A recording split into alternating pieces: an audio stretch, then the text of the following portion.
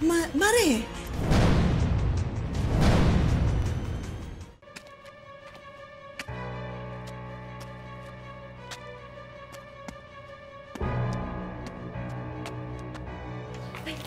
Oh!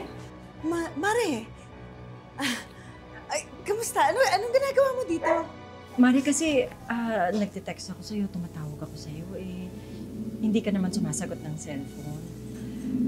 Naku, Akala ko na, paano ka na? oo nga, medyo sira yung telepono ko. Pasensya ka na. Ganun ba? Paalis ka? Oo eh.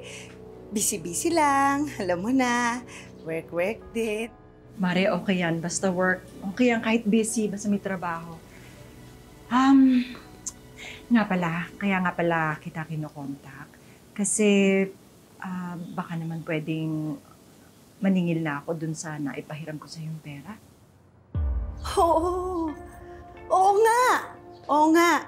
Pero, Mare, medyo kipit pa kasi. Kung pwede ba sa susunod na lang?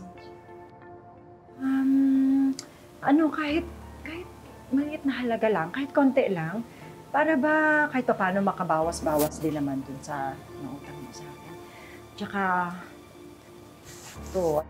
mahanganap pa ako. Oo nga, no? Hindi natin nakalain na masusundan pa si Cindy.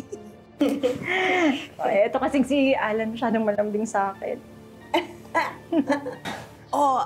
Mare? Mauna na ako, ha?